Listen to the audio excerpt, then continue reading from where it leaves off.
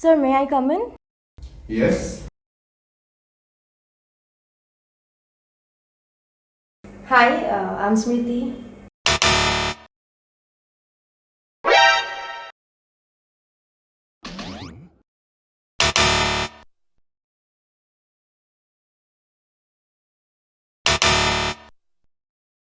Oh, so you saw these three things which went so wrong in the interview up till now, right? There were these three big question marks, the cross marks which were there in the screen.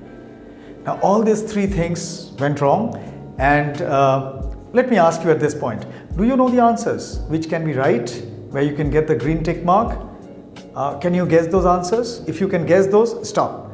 You don't have to tell me right now, but you put that in the comment box immediately, right now, because some of you might be giving interviews right at this point in time. You have given some interviews. So if you can do that, put that in the comment box, and let me assure you, from Success Scholar, if your answer is right, then in the next video that we show, you are going to feature in that video in terms of your name and the right answer.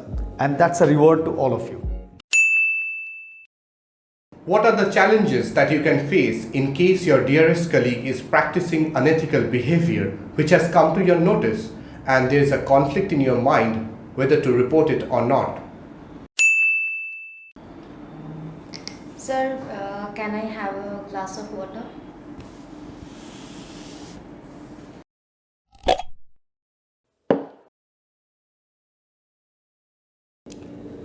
This went right.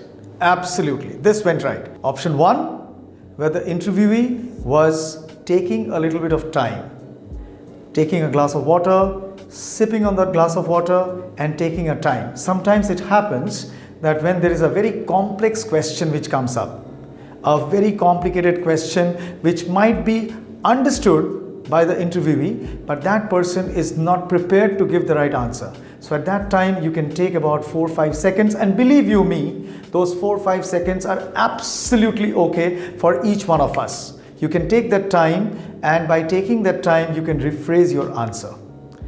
That's one of the ways to impress the interviewer. What do you mean to ask as to what will be my decision and action in case someone is violating the code of ethics in my organization? Second one, the option number 2, was about being courageous, being bold enough to ask the question across to the interviewer that if I have not understood, can you tell me in a simple language? Can you tell me in a language which has got simple, short, crisp words which can be understood? Because it's always very, very important for somebody who is giving an interview not to guess and give a wrong answer, but can be asking a question to give the right answer. And that is something which is a very, very big factor in impressing the interviewer. Okay. In case there is a crisis situation in the company, will you be ready to pull up your socks and start delivering on the go? But sir, wherever I go, I never wear socks. How do I pull them up? Now that was a sense of humor, right? Not having socks and how to pull up the socks. Now that was really funny, and sometimes an interviewee might have a sense of humor and can use some kind of a funny structure or a funny bone sentence. Now this is something which has to be balanced. It has to be something which is within a balance, because sometimes that sense of humor might be offensive to the person who is taking the interview. So it might be sounding funny, it might be sounding a little relaxing. You can use that, but you need to balance and strategize. Why this was funny was only for the fact that these were two idioms which were used: pulling up the socks and ready to go. Sir, I could not understand the question clearly. Can you please rephrase it in a simple way?